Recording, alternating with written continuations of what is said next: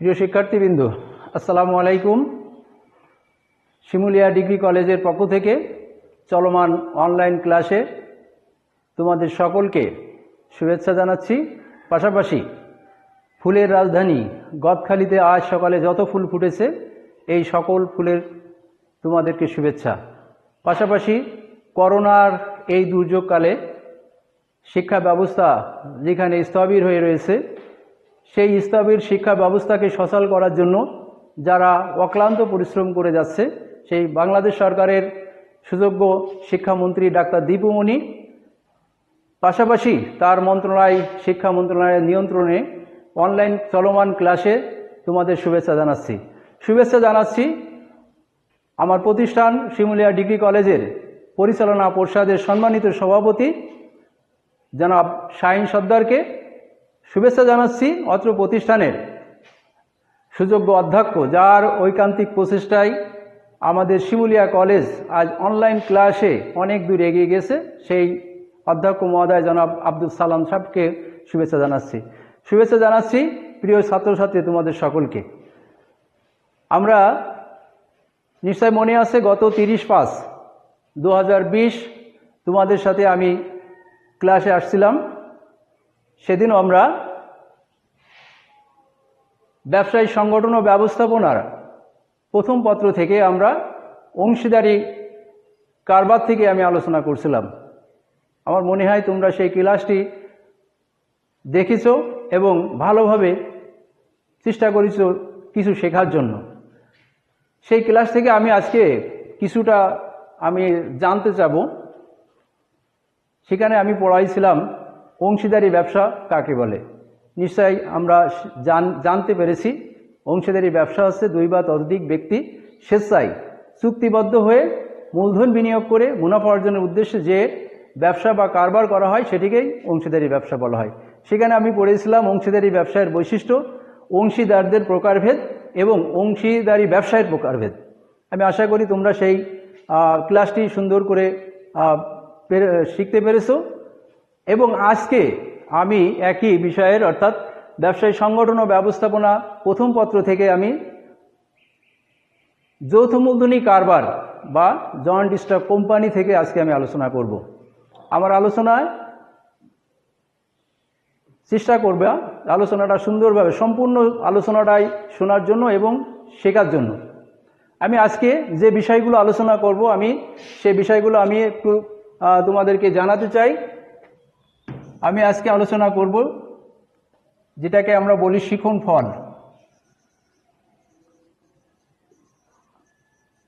ফল। আমরা আজকের আলোচনা থেকে শিখতে পারবো যৌথ মূলধনী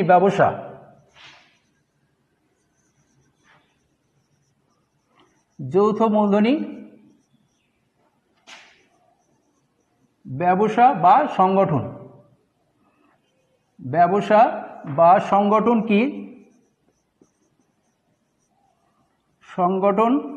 কি তা আমরা জানতে পারবো। যৌথ মূলধনী ব্যবসায়ের বৈশিষ্ট্য কি? যৌথ মূলধনী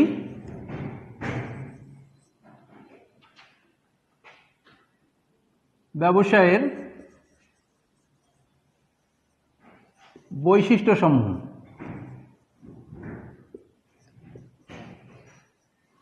যৌথ মূলধনী ব্যবসায়ের বৈশিষ্ট্যসমূহ আমরা আরো জানতে পারবো আজকে। যৌথ মূলধনী ব্যবসা বা কারবারের প্রকারভেদ।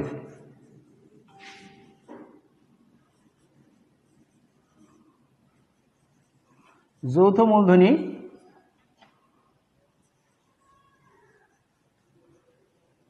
ব্যবসা বা সংগঠনের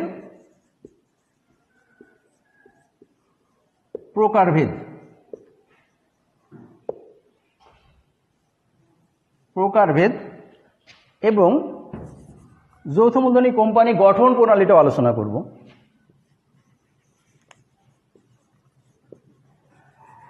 যৌথ মূলধনী সংগঠনের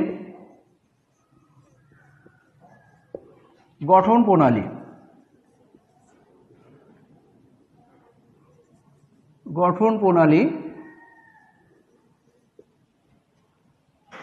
আলোচনা করব।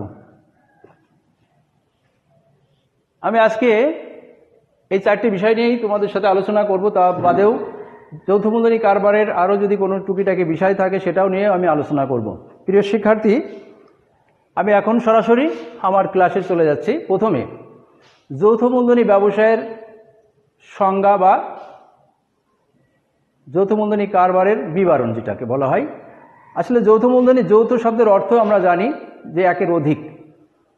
যৌথ মূলধনী কোম্পানি একটি আইন সৃষ্ট প্রতিষ্ঠান, যেটা 1994 সালের কোম্পানি আইন অনুযায়ী এটা গঠিত, পরিচালিত এবং নিবন্ধিত হয়।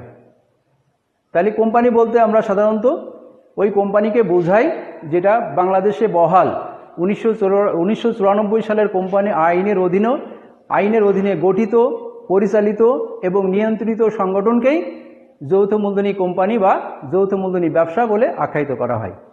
শিক্ষার্থী, আমি আবার বলছি, যৌথ মূলধনী কারবার বলতে যেটাকে বোঝা হয় এটা একটি আইন সৃষ্ট প্রতিষ্ঠান, যে আইন দ্বারা এটি গঠিত, পরিচালিত এবং নিয়ন্ত্রিত হয়। আমার মনে হয় এই সংজ্ঞা আমরা যেটুকানি পারি আমরা জানতে পারলাম। এখন আমরা দেখব আসলে কোম্পানি শব্দটির উৎপত্তি এবং এর কোথা থেকে উৎপত্তি হয়েছে সেটি আমরা এখন একটু দেখার চেষ্টা করব।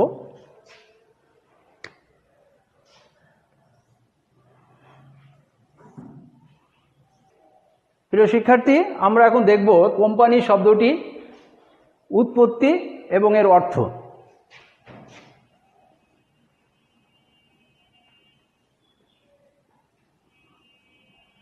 কোম্পানি শব্দটি একটি ইংরেজি শব্দ।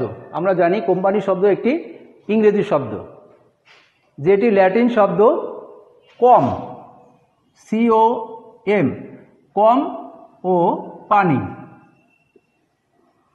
কম ও পানি। তাহলে কোম্পানি শব্দটি একটি ইংরেজি শব্দ যেটি ল্যাটিন শব্দ কম ও পানি থেকে এসেছে। এখন আমরা বুঝি কম শব্দের অর্থ কি। আসলে কম শব্দের অর্থ হচ্ছে একত্রে, কম শব্দের অর্থ হচ্ছে একত্রে, এবং পানি শব্দের অর্থ হচ্ছে জীবিকা। প্রিয় শিক্ষার্থীবৃন্দ, আমরা বুঝলাম যে কোম্পানি শব্দটি একটি ইংরেজি শব্দ যেটি ল্যাটিন শব্দ কম ও পানি থেকে এর উৎপত্তি হয়েছে। তাই কম শব্দের অর্থ হচ্ছে একত্রে, আর পানি শব্দের অর্থ হচ্ছে জীবিকা। তাহলে আমরা বলতে পারি কোম্পানি তাহলে কী হবে? কোম্পানি হচ্ছে যে কতিপয় ব্যক্তি একত্রে মূলধন বিনিয়োগ করে মুনাফা অর্জনের উদ্দেশ্যে জীবিকা অর্জন করার প্রক্রিয়াটাকেই আসলে কোম্পানি বলা হয়। আমি আবার বলছি যে কোম্পানি বলতে আমরা কি বুঝাবো? যে কতিপয় ব্যক্তি একত্রে বা যৌথভাবে মূলধন বিনিয়োগ করে মুনাফা অর্জনের উদ্দেশ্যে জীবিকা নির্বাহ করার প্রক্রিয়াটাই আসলে কোম্পানি বলে আখ্যায়িত করা হয়েছে। আমার মনে হয় আমরা জানতে পারলাম যে এর উৎপত্তিটা কোথা থেকে আসছে এবং এ কোন শব্দ থেকে আসছে আমরা এটা জেনে নেব। এরপরে আমরা আসি, ওটি কি ক্লিয়ার হয়েছে? এ করে দাও, বন্ধ করে দাও, বন্ধ করো ওটা। তো আমি তো কথা বলছি, তুমি ওটা করে দাও না। তাহলে আমরা কোম্পানি সংজ্ঞা এবং কোম্পানি সম্পর্কে আমরা জানলাম। এই কোম্পানি সম্পর্কে আরও একটি জানি। কোম্পানি, যৌথ মূলধনী কোম্পানি 1844 সালে সর্বপ্রথম ব্রিটেনে এই আইনটি পাস হয়। কত সালে? 1844 সালে।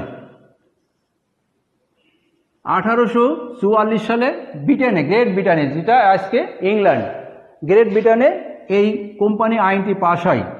যে কোম্পানিটি the joint stock company, joint stock company act 1844 নামে পরিচিত। কি শিক্ষার্থী, বুঝতে পারছি আমরা? তাহলে কোম্পানি আইনটি সর্বপ্রথম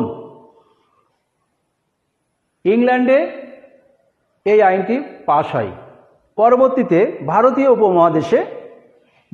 উপমহাদেশে যখন ব্রিটিশ শাসিত ভারতীয় উপমহাদেশে 1950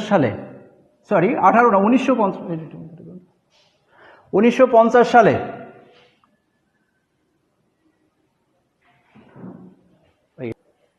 শিক্ষার্থী আমরা দেখলাম তাহলে কোম্পানি আইন সর্বপ্রথম কোন দেশে পাশ হয়েছে? সেটা হচ্ছে ব্রিটেনে। কত সালে? 1844 সালে। সে আইনটির নাম হচ্ছে the joint stock company act 1844। পরবর্তীতে ব্রিটিশ শাসিত ভারতীয় উপমহাদেশে 1850 সালে ভারতীয় উপমহাদেশে কোম্পানি আইনটি পাশ হয় এবং ভারতে 1913 সালে নতুন করে আবার এই আইনটি তারা পাশ করে, যেটি বাংলাদেশ স্বাধীনের পর থেকেও প্রায় 24 বছর এই 1913 সালের কোম্পানি আইন দ্বারাই বাংলাদেশে সকল কোম্পানিগুলো পরিচালিত হতো। পরবর্তীতে বাংলাদেশের সংসদের আমাদের আইন প্রণেতারা এই কোম্পানি আইন, যেহেতু ব্রিটিশ শাসিত কোম্পানি আইন, এখানে অনেক ত্রুটি বিচ্যুতি ছিল, সেটা সংশোধন করে পরিমার্জন করে 1994 সালে 1994 অর্থাৎ 1994 সালে এটি আবার নতুন করে সংশোধন করে এটি পাশ করা হয় এবং বর্তমান বাংলাদেশে যে কোম্পানি আইনটি আছে সেটি আছে 1994 সালের কোম্পানি আইন দ্বারা আমাদের দেশের বর্তমান কোম্পানিগুলো পরিচালিত হয়। প্রিয় শিক্ষার্থী, তাহলে আমরা কি জানতে পারলাম যে যদি প্রশ্ন করা হয় যে পৃথিবীতে সর্বপ্রথম কত সালে এবং কোন দেশে কোম্পানি আইন পাশ হয়, তাহলে অবশ্যই আমরা বলবো ইংল্যান্ডে বা গ্রেট ব্রিটেনে। কত সালে? 1844 সালে। এই আইনটির নাম কি? The joint stock company act 1844। যদি বলা হয়, প্রশ্ন করি যে ভারতীয় উপমহাদেশে, ব্রিটিশ শাসিত ভারতীয় উপমহাদেশে কত সালে কোম্পানি আইন পাশ হয়, আমরা বলবো 1850 সালে। যদি বলা হয় ভারতীয় কোম্পানি আইন কত সালে পাশ হয়, 1913 সালে। যদি বলা হয় বাংলাদেশের কোম্পানি আইন কত সালের আইন দ্বারা এটি পরিচালিত হয়, আমরা বলবো 1994 সালের কোম্পানি আইন, যেটা অদ্যাবধি বহাল আছে। শিক্ষার্থীবৃন্দ, তাহলে আমরা জানতে পারলাম কোম্পানি গঠন, কোম্পানির আইন কোথা থেকে, কবে এবং এর কোন শব্দ থেকে এসছে, এটা আমরা জানলাম। আমরা এখন জানব এই কোম্পানির বৈশিষ্ট্য।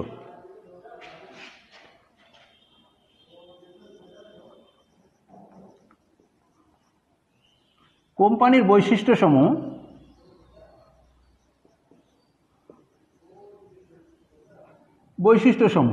আসলে গঠন, যেহেতু এর প্রকৃতি আলাদা, এর বৈশিষ্ট্যটাও প্রকৃতিগতভাবে এটা আলাদা হবে, এটাই স্বাভাবিক।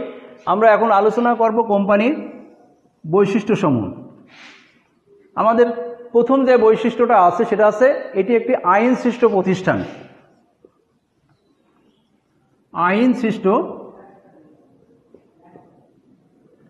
আইনসৃষ্ট প্রতিষ্ঠান আমরা বুঝতে পারলাম এটি একটি আইনসৃষ্ট প্রতিষ্ঠান, অর্থাৎ এটি কোম্পানি আইন অর্থাৎ 1994 সালের কোম্পানি আইন অনুযায়ী এটি গঠিত, পরিচালিত এবং নিয়ন্ত্রিত হবে।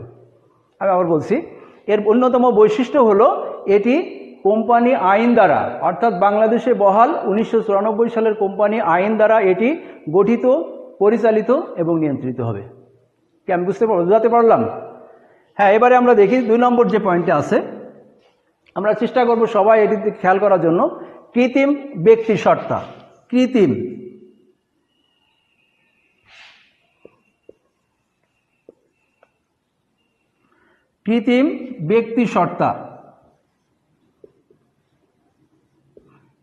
ব্যক্তিসত্তা।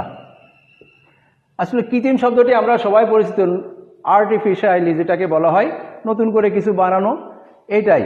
তাহলে কৃত্রিম ব্যক্তিসত্তা আসলে কোম্পানি, এই ক্ষেত্রে যৌথ মূলধনী কোম্পানি বা আইন দ্বারা এটি পরিচালিত হয় এবং এটি কোম্পানি একটা ব্যক্তি না হয়েও ব্যক্তির ন্যায় মর্যাদা এবং অধিকার ভোগ করে থাকে। অর্থাৎ কৃত্রিম ব্যক্তিসত্তা বলতে আমরা এভাবে বুঝাবো যে এটি আসলে ব্যক্তি না হয়েও ব্যক্তির ন্যায় মর্যাদা এবং অধিকার ভোগ করে। এ কারণে এটিকে কৃত্রিম ব্যক্তিসত্তা বলা হয়। এটি তার নিজস্ব নাম দ্বারা, নিজস্ব নাম এবং সিলের দ্বারা এটি পরিচালিত এবং বিভিন্ন তৃতীয় পক্ষের সাথে মামলা মোকদ্দমা পরিচালনা করতে পারে তার নিজস্ব নাম এবং তার সিলের দ্বারা। শিক্ষার্থী, আমরা 3 নম্বর যে পয়েন্টটি আছে সেটা চিরন্তন অস্তিত্ব। চিরন্তন অস্তিত্ব, আসলে চিরন্তন বলতে আমরা বুঝাই যার শেষ হয় না। যৌথ মূলধনী কোম্পানির অন্যতম একটি বৈশিষ্ট্য হচ্ছে এর অস্তিত্ব বিলীন হয় না। এর যদি সকল সদস্য মারাও যায়, সকল সদস্য যদি মারা যায় বা সকল সদস্য দেউলিয়া হয়ে যায়, তবুও এই প্রতিষ্ঠান তার নিজস্ব নাম এবং তার সিলের দ্বারা টিকে থাকবে। এটা বিলীন করা যায় না। এটা গঠন করা যেমন কঠিন, এটাই আবার বিলুপ্ত করা অনেক কঠিন, তাই এর অস্তিত্বটা চিরন্তন। এরপরে আছে সদস্য সংখ্যা। সদস্য সংখ্যা এর অন্যতম আর একটা বৈশিষ্ট্য আছে এর সদস্য সংখ্যা। আমরা জানি শেয়ার দ্বারা কোম্পানিকে দুইটি ভাগে ভাগ করা যায়, একটা আছে প্রাইভেট লিমিটেড কোম্পানি আর একটা আছে পাবলিক লিমিটেড কোম্পানি। আমরা সচরাচর সাধারণত এই দুটো কোম্পানির নামই জানি, private limited company, public limited company. এই প্রাইভেট লিমিটেড কোম্পানির সদস্য সংখ্যা সর্বনিম্ন আছে 2 জন। সর্বনিম্ন প্রাইভেট লিমিটেড কোম্পানির সদস্য সংখ্যা সর্বনিম্ন 2 জন আর সর্বোচ্চ সদস্য সংখ্যা 50 জন। আমি আবার বলছি, প্রাইভেট লিমিটেড কোম্পানির ক্ষেত্রে এর সর্বনিম্ন সদস্য সংখ্যা 2 জন এবং সর্বোচ্চ 50 জন। আর পাবলিক লিমিটেড কোম্পানির ক্ষেত্রে সর্বনিম্ন সদস্য সংখ্যা 7 জন আর সর্বোচ্চ শেয়ার দ্বারা সীমিত। আমি আবার বলছি যে পাবলিক লিমিটেড কোম্পানির সর্বনিম্ন সদস্য সংখ্যা 7 জন এবং সর্বোচ্চ আছে শেয়ার দ্বারা সীমাবদ্ধ। এরপরে আমরা 5 নম্বর যে পয়েন্টটি দেখো, সীমিত দায়। সীমিত দায়, প্রিয় শিক্ষার্থী, দায় শব্দটা মানে দায়িত্ববোধ বলা হয়, দায় দায়িত্ব এগুলো। তা আসলে সীমিত শব্দের অর্থ হচ্ছে কম। তাহলে সীমিত দায় বলতে আমরা সাধারণত কি বুঝি? এর অন্যতম বৈশিষ্ট্য একজন শেয়ার হোল্ডার তার দায় তার ক্রয়কৃত শেয়ার পরিমাণ সীমাবদ্ধ থাকবে। অর্থাৎ আমি 100 টাকা শেয়ার ক্রয় করেছি, আমি কেন 1 লক্ষ টাকার দায় নেব?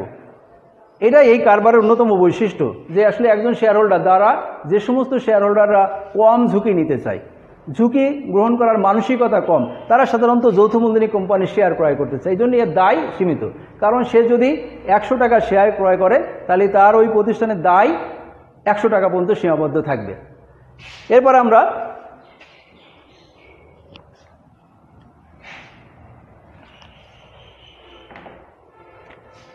6 নম্বর আমরা পয়েন্টটা আলোচনা করব। তাহলে আমরা ইতিমধ্যে 5টি পয়েন্ট আলোচনা করেছি। প্রিয় শিক্ষার্থী, তোমরা কি মনে আছে? একটু আমি রিভাইজ করতে চাই। প্রথম আছে আইন সৃষ্ট প্রতিষ্ঠান, প্রথম যে পয়েন্টটি সেটি আছে আইন সৃষ্ট প্রতিষ্ঠান। দ্বিতীয়টি কৃত্রিম ব্যক্তিসত্তা। কৃত্রিম ব্যক্তিসত্তাটা একটু জটিল, আমরা একটু ভালো করে বুঝবো এটা। যে কৃত্রিম শব্দের অর্থ হচ্ছে যে এটি ব্যক্তি না হয়েও ব্যক্তির মতো অধিকার ভোগ করা, অধিকার বা মর্যাদা ভোগ করা, এটা হচ্ছে কৃত্রিম ব্যক্তিসত্তা।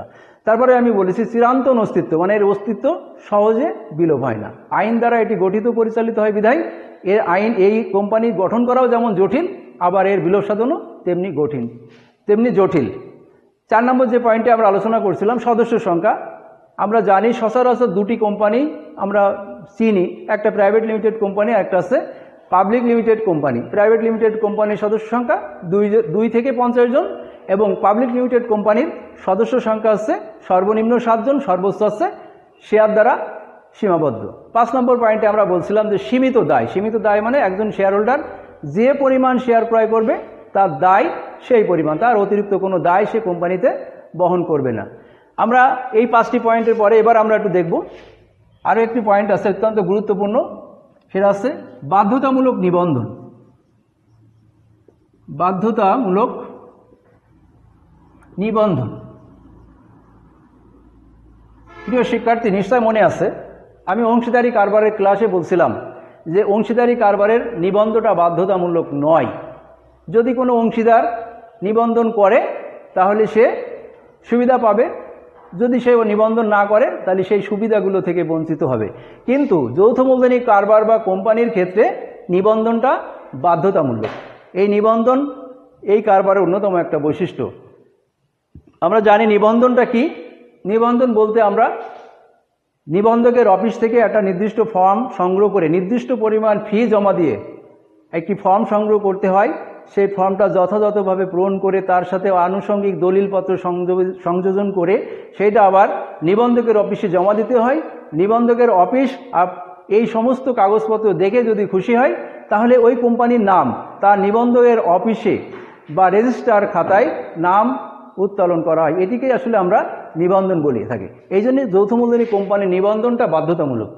নিবন্ধনের পরপরই যৌথ মূলধনী কোম্পানির নিবন্ধনের পরেই প্রাইভেট লিমিটেড কোম্পানিগুলো কাজ শুরু করতে পারে, কিন্তু পাবলিক লিমিটেড কোম্পানি কাজ শুরু করতে পারে না। তোমরা জানো এই পাবলিক লিমিটেড কোম্পানি কাজ শুরু করতে গেলে তার আরও একটি কাজ করতে হয়, সেটি হচ্ছে কার্যরম্ভের অনুমতিপত্র সংগ্রহ করা।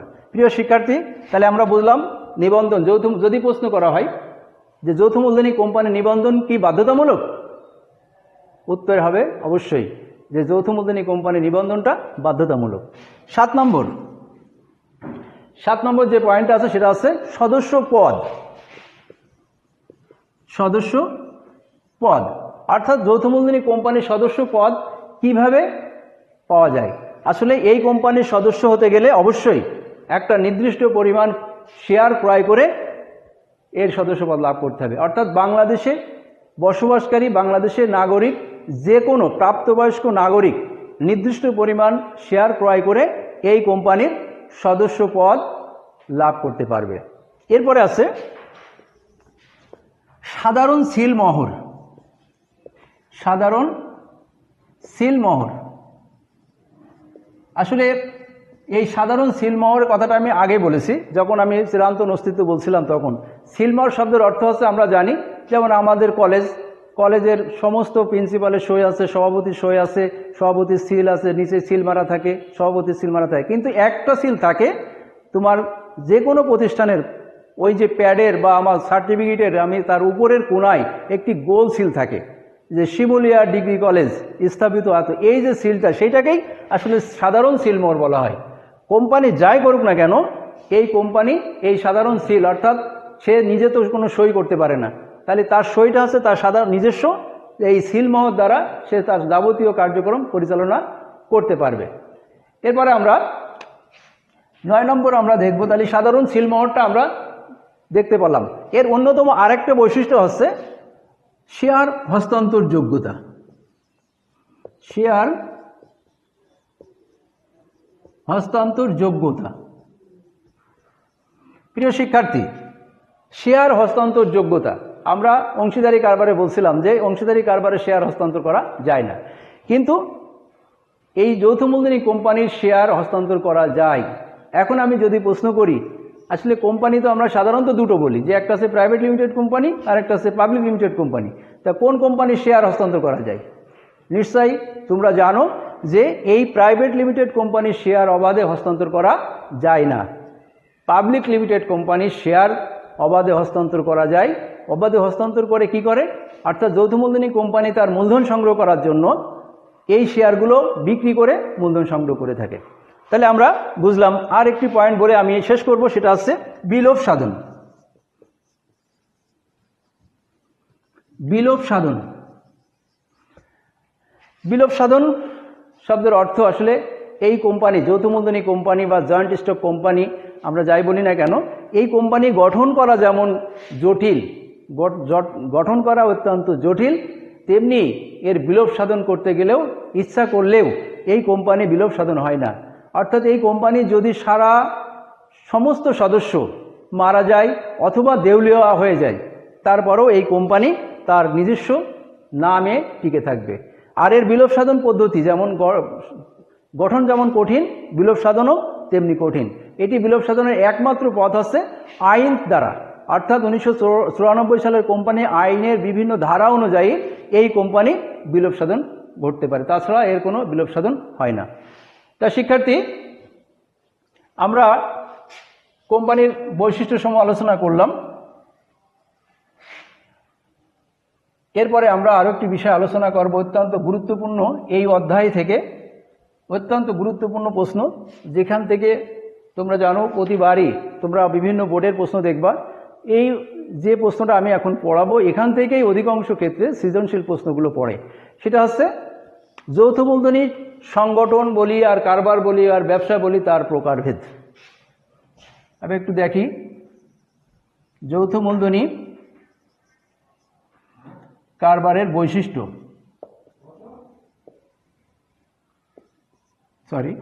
যৌথ মূলধনি কারবারের আছে প্রকারভেদ। যৌথ মূলধনি কারবার বৈশিষ্ট্য আমি আগে ব্যবসা লিখেছি, আসলে ব্যবসা কারবার বা সংগঠন একই। আমরা এই যৌথ মূলধনি সংগঠনের বা কারবারের আমি সংগঠনই লিখি, তাহলে সুবিধা হবে তোমাদের। যৌথ মূলধনি সংগঠন এর প্রকারভেদটা এখন আমরা আলোচনা করব। যৌথ মূলধনি সংগঠনের প্রকারভেদ শিক্ষার্থী আমরা একটু লক্ষ্য করব, তাহলে খুব সহজে এটি আমরা জানতে পারব। যৌথ মূলধনি সংগঠনের প্রকারভেদটাকে প্রধানত আমরা 5টি ভাগে ভাগ করেছি। বিভিন্ন বইতে এর একাধিক থাকবে, তারপরেও আমরা প্রধানত যে বিষয়গুলো সেটাই আমরা আলোচনা করব। প্রথমটা হচ্ছে সনদপ্রাপ্ত কোম্পানি। সনদপ্রাপ্ত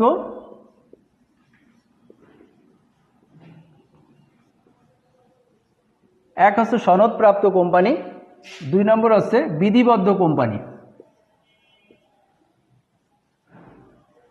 বিধিবদ্ধ কোম্পানি 3 নম্বর হচ্ছে নিবন্ধিত কোম্পানি।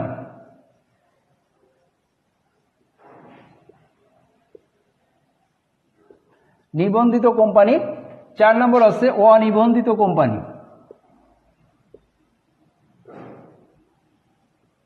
অনিবন্ধিত কোম্পানি আর 5 নম্বর হচ্ছে অন্যান্য কোম্পানি।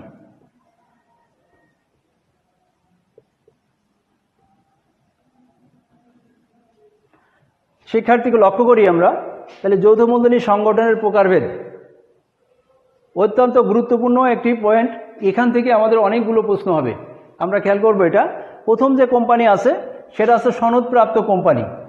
আমরা জানি কোম্পানি আইন পাশের পূর্বে 1844 সালে কোম্পানি আইন পাশের পূর্বে ব্রিটেনের রাজা ও রানীর বিশেষ অধ্যাদেশ বলে যে কোম্পানিগুলো পরিচালিত বা গঠিত হতো সেটাকেই সনদপ্রাপ্ত কোম্পানি বলা হয়। ক্লিয়ার? কোম্পানি আইন পাশের পূর্বে ব্রিটেনের রাজা এবং রানীর বিশেষ সনদ বলে যে কোম্পানিগুলো গঠিত বা পরিচালিত হতো সেটাকে আমরা সনদপ্রাপ্ত কোম্পানি বলা হয়। এরপরে আমরা দেখি বিধিবদ্ধ কোম্পানি। বিধিবদ্ধ কোম্পানি বলতে যে দেশের আইনসভা এবং রাষ্ট্রপতির বিশেষ অধ্যাদেশ বলে যে কোম্পানিগুলো গঠিত, পরিচালিত এবং নিয়ন্ত্রিত হয় সেটাকে এই বিধিবদ্ধ কোম্পানি বলা হয়। যেমন বাংলাদেশ ব্যাংক, বাংলাদেশ সড়ক পরিবহন সংস্থা, ওয়াসা, এগুলো সব হচ্ছে বিধিবদ্ধ কোম্পানি। এখানে সনদপ্রাপ্ত কোম্পানির একটি উদাহরণ আছে ইস্ট ইন্ডিয়া কোম্পানি, এটা হচ্ছে এই সনদপ্রাপ্ত কোম্পানি। এরপর আছে নিবন্ধিত কোম্পানি। আসলে কোম্পানি বলতে এই নিবন্ধিত কোম্পানিকেই বোঝায়, যেটি 1994 সালের কোম্পানি আইন দ্বারা এটি গঠিত, পরিচালিত এবং নিয়ন্ত্রিত হয়। শিক্ষার্থী লক্ষ্য করি আমরা, তাহলে নিবন্ধিত কোম্পানি বলতে কি বোঝায়? যেটা বাংলাদেশে বহাল 1994 সালের কোম্পানি আইনের অধীনে গঠিত, পরিচালিত এবং নিয়ন্ত্রিত কোম্পানিকেই নিবন্ধিত কোম্পানি বলা হয়। অনিবন্ধিত কোম্পানি কোনগুলো? যেগুলো সহজ, যেগুলো আছে কোম্পানি আইনের অধীনে গঠিত নয় সেগুলো অনিবন্ধিত কোম্পানি। আর অন্যান্য কোম্পানি, এখানে আরও অনেকগুলো কোম্পানি আছে, যেমন দেশি কোম্পানি, বিদেশি কোম্পানি।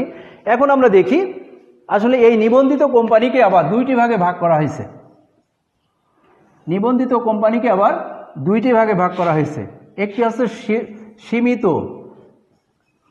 সীমিত দায় কোম্পানি, সীমিত দায় বিশিষ্ট কোম্পানি। সীমিত দায় বিশিষ্ট কোম্পানি আর একটা আছে অসীম দায় বিশিষ্ট কোম্পানি। অসীম দায় বিশিষ্ট কোম্পানি। শিক্ষার্থী লক্ষ্য করি, আসলে সীমিত দায় কোম্পানি বলতে আমরা কি বুঝি? যে কোম্পানির দায় শেয়ার হোল্ডারদের ক্রয়কৃত শেয়ার দ্বারা সীমাবদ্ধ থাকে। যে কোম্পানির দায় শেয়ার হোল্ডারদের ক্রয়কৃত শেয়ার দ্বারা সীমাবদ্ধ থাকে সেই কোম্পানিকে সীমিত দায় বিশিষ্ট কোম্পানি বলা হয়। আর অসীম দায় বিশিষ্ট কোম্পানি, অসীম দায় মানে তার ক্রয়কৃত শেয়ার ছাড়াও তার ব্যক্তিগত সম্পত্তি পর্যন্ত দায় যদি থাকে তাহলে সেই কোম্পানিকে বলা হয় অসীম দায় বিশিষ্ট কোম্পানি। আসলে আমাদের দেশে এই ধরনের অসীম দায় বিশিষ্ট কোম্পানি নাই। এখন আমরা আসি, এই সীমিত দায় কোম্পানিকে আবার দুইটি ভাগে ভাগ করা হয়েছে। একটা আছে প্রতিশ্রুতি মূল্য দ্বারা সীমাবদ্ধ দায় কোম্পানি, প্রতিশ্রুতি মূল্য দ্বারা দায় সীমাবদ্ধ কোম্পানি। আরেকটি আছে শেয়ার দ্বারা দায় সীমাবদ্ধ কোম্পানি, শেয়ার দ্বারা সীমাবদ্ধ কোম্পানি। লক্ষ্য করি শিক্ষার্থীবৃন্দ, তাহলে সীমিত কোম্পানিকে আবার কয়টি ভাগে ভাগ করা হয়েছে? দুইটি ভাগে। একটা আছে প্রতিশ্রুতি মূল্য দ্বারা দায় সীমাবদ্ধ কোম্পানি, আর একটা আছে শেয়ার মূল্য দ্বারা দায় সীমাবদ্ধ কোম্পানি। তাহলে প্রতিশ্রুতি মূল্য দ্বারা কোম্পানি কোনটা? অর্থাৎ একজন শেয়ার হোল্ডার যখন কোনো শেয়ার ক্রয় করে, সেই ক্রয়ের সময় যদি তার প্রতিশ্রুতি দিয়ে থাকে যে আমি এই দায়টুকু বহন করব, এই ধরনের কোনো চুক্তি সাপেক্ষে যদি কোনো শেয়ার ক্রয় করে, তাহলে সেটাকে বলা হবে প্রতিশ্রুতি মূল্য দ্বারা দায় সীমাবদ্ধ কোম্পানি। আর শেয়ার মূল্য দ্বারা সীমাবদ্ধ কোম্পানি কি? এ তো আমি আগেই বলেছি যে শেয়ার মূল্য দ্বারা অর্থাৎ একজন শেয়ার হোল্ডার যে পরিমাণ শেয়ার ক্রয় করবে সেই তার শেয়ার ক্রয়কৃত মূল্য পর্যন্ত দায় সীমাবদ্ধ থাকলে সেটাকে বলা হয় শেয়ার দ্বারা দায় সীমাবদ্ধ কোম্পানি। এটাকে আবার দুইটি ভাগে ভাগ করা হয়েছে। আমি একটু উপরে নিয়ে যাই, মুছে দিই, লক্ষ্য করো তোমরা। তাহলে শেয়ার দ্বারা সীমাবদ্ধ কোম্পানি, শেয়ার দ্বারা সীমাবদ্ধ কোম্পানিকে আবার দুইটি ভাগে ভাগ করা হয়েছে। একটি আছে পাবলিক লিমিটেড কোম্পানি, একটি আছে প্রাইভেট লিমিটেড কোম্পানি। আগে লিখি প্রাইভেট লিমিটেড কোম্পানি, আরেকটি আছে public limited company, public limited company. তাহলে শেয়ার দ্বারা দায় সীমাবদ্ধ কোম্পানিকে কয়টি ভাগে ভাগ করা হয়েছে? দুইটি ভাগে। একটা আছে প্রাইভেট লিমিটেড কোম্পানি, আরেকটি আছে public limited company. Private limited company কাকে বলে নিশ্চয়ই তোমরা জানো, যে কোম্পানির সদস্য সংখ্যা 2 থেকে 50 জন সীমাবদ্ধ থাকে, যে কোম্পানির সদস্য সংখ্যা সর্বনিম্ন 2 জন এবং সর্বোচ্চ 50 জনের সীমাবদ্ধ থাকে, এবং যে কোম্পানির শেয়ার অবাধে হস্তান্তর করা যায় না, চাইলেও এটি হস্তান্তর করা যায় না, এবং বাজারে এর শেয়ার বিক্রয় করার অধিকার থাকে না, সেই কোম্পানিকে বলা হয় প্রাইভেট লিমিটেড কোম্পানি। ক্লিয়ার শিক্ষার্থী? আবার বলছি, যে কোম্পানির সর্বনিম্ন সদস্য 2 জন এবং সর্বোচ্চ 50 জনের সীমাবদ্ধ থাকে এবং এর শেয়ার অবাধে হস্তান্তর করা যায় না, এবং এরা চাইলেও শেয়ার বিক্রয় করে মূলধন সংগ্রহ করতে পারে না, সেই কোম্পানিকে প্রাইভেট লিমিটেড কোম্পানি বলা হয়। পক্ষান্তরে পাবলিক লিমিটেড কোম্পানি, যে কোম্পানির সর্বনিম্ন সদস্য সংখ্যা 7 জন এবং সর্বোচ্চ শেয়ার দ্বারা সীমিত থাকে এবং যারা অবাধে শেয়ার হস্তান্তর করতে পারে এবং বাজারে শেয়ার ঋণপত্র ক্রয় বিক্রয় করে মূলধন সংগ্রহ করতে পারে, সেই কোম্পানিকে পাবলিক লিমিটেড কোম্পানি বলা হয়। এবার আমরা দেখব এই পাবলিক লিমিটেড কোম্পানিকে আবার 4টি ভাগে ভাগ করা হয়েছে। একটা হচ্ছে সরকারি কোম্পানি, সরকারি কোম্পানি। 2 নম্বর আছে বেসরকারি কোম্পানি, বেসরকারি কোম্পানি। 3 নম্বর আছে হোল্ডিং কোম্পানি, হোল্ডিং কোম্পানি। আর 4 হচ্ছে সাবসিডিয়ারি কোম্পানি, সাবসিডিয়ারি।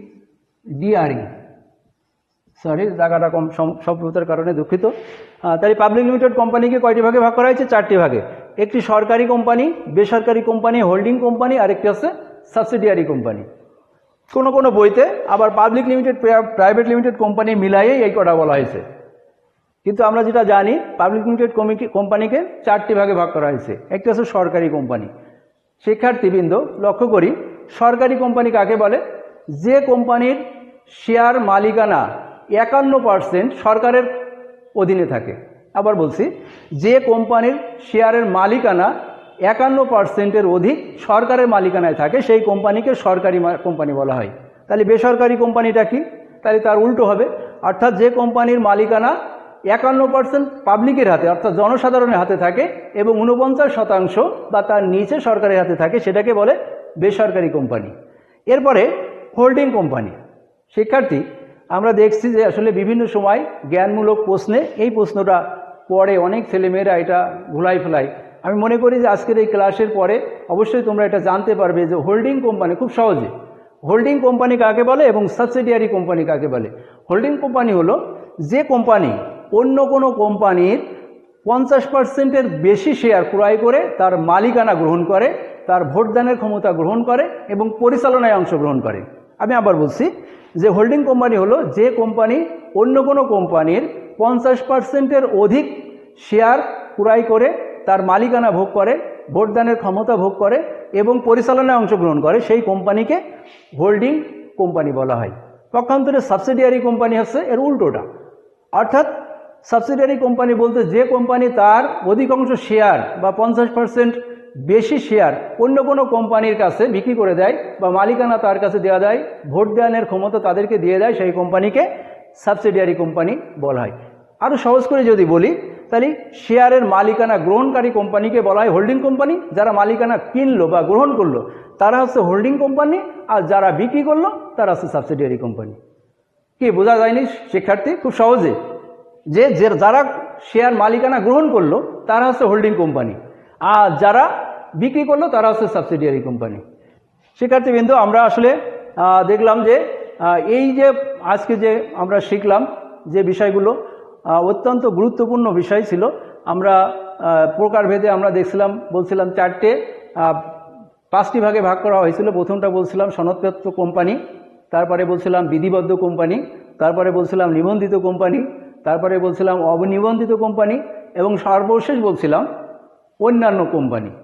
আসলে অন্যান্য কোম্পানি বলতে এখানে কিছু বিদেশি কোম্পানি থাকতে পারে যারা বাংলাদেশের সাথে বাংলাদেশ সরকারের অনুমতি নিয়ে এখানে এই ব্যবসা পরিচালনা করে, তাদেরকে বিদেশি কোম্পানি বলা হয়। তা আমরা আজকের এই ক্লাস আসলে যা শিখলাম, আমরা আশা করব যে আমরা বারবার এই ক্লাসটি দেখে আমরা শিখব। আমাদের এই অনলাইন ক্লাস শিমুলিয়া কলেজের পক্ষ থেকে কন্টিনিউ চলতে থাকবে। আমাদের শিমুলিয়া কলেজের শিক্ষার্থী যারা আছে তাদেরকে আমি বলবো সবাই অনলাইন ক্লাসে মনোযোগ সহকারে এই ক্লাসগুলো দেখার জন্য। তারপরেও সারা দেশে বিদেশে যে সমস্ত আমার ছোট স্নেহের যে সমস্ত শিক্ষার্থীবৃন্দ যারা বিভিন্ন আছে করোনার ভিতরে যারা ক্লাস করতে পারছে না, তারাও এই ক্লাসগুলো অনলাইন ক্লাসে অংশগ্রহণ করবে, এটা আমি আশা করব। সর্বশেষ আমি এটুকুনি বলবো যে বিশ্ব স্বাস্থ্য সংস্থার যে রুলসগুলো আছে বর্তমানে এই করোনাকালীন সময়ে, আসলে আমাদের জীবনে এর মতো এত দুর্যোগ আর কখনো হয়তো বা আসেনি এবং ভবিষ্যতেও আসবে কিনা হয়তো আমরা জানি না। তাই এই সময়টি বিশ্ব স্বাস্থ্য সংস্থার দেওয়া যে সমস্ত নিয়মকানুনগুলো আছে সেগুলো আমরা যথাযথভাবে মেনে চলব। শিক্ষার্থীরা, তোমাদের জন্যই আজকে 4 মাস ক্লাস বন্ধ। এখনও কতদিন পরে আমরা তোমাদের দেখা পাবো আমরা জানি না। আমরা আশা করব, আল্লাহর কাছে দোয়া করব যাতে খুব দ্রুত আমাদের এই দুর্যোগ থেকে আমরা মুক্তি পাই।